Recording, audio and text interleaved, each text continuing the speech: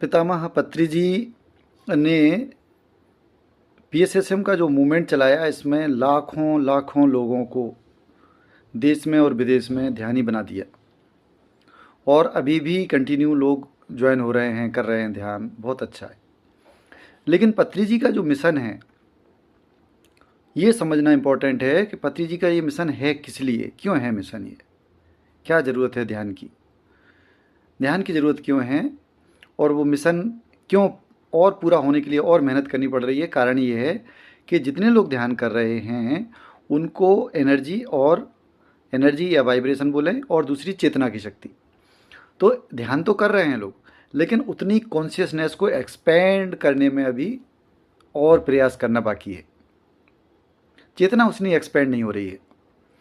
जितने लोग ध्यान कर रहे हैं, रेगुलर ध्यानी हो गए हैं, उतने ही लोग, या उसमें से 10% 20% लोग भी अगर चेतना को पूरा एक्सपेंड कर पाएँ तो कितना अच्छा हो जाएगा।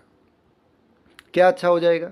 अच्छा ये हो जाएगा कि ये जो माया है, ये जो मैट्रिक्स है, ये जो लो वाइब्रेशन की एनर्जी है, ये जो फील्ड बनी हुई है, ये सामूहिक चेतना से बनी हुई है। सामूहिक चेतना इस माया का निर्माण कर रही है। सामूहिक चेतना क्या होती है? सामूहिक मन, कलेक्टिव माइंड ही सामूहिक चेतना होता है। और इंडिविजुअल जो सोच होती है हमारी, इंडिविजुअल जो अंडरस्टैंडिंग होती है, वो हमारी इंडिविजुअल चेतना है, व्यक्तिगत चेतना है। तो व्यक्तिगत चेतना एक्सपेंड होते होते अगर सामूहिक चेतना के पास पहुंचती है या उसमें मर्ज हो जाती है, ये इनका उद्देश्य रहता है मास्टर्स का, जिससे कि माया या मैट्रिक्स में ही परिवर्तन आ जाता है। मतलब जिसको हम 5D बोलते हैं ना, 3D से 5D में जाना। तो 3D से 5D में हमारे कोई कूद के नहीं जाना है कहीं दूसरे प्लानट पर, दूसरे अर्थ पर। ये ट्रांजिशन जो है वो चेतना का ट्रांजिशन है, क्योंकि हम लोग चेतना में जी रहे हैं, हम लोग चेतना के थ्रू जी रहे हैं, चेतना में ही जीते हैं। फिजिकल बॉडी केवल इंस्ट्रूमेंट होती है। तो इस उद्देश्य को पूरा करने के लिए, पत्री जी के इस उद्देश्य को पूरा करने के लिए क्या ज़रूरत है? ध्यान की ज़रूरत है, बिल्कुल ज़रूरत है। चेतना की शक्ति को बढ़ाने के लिए क्या ज़रूरत है?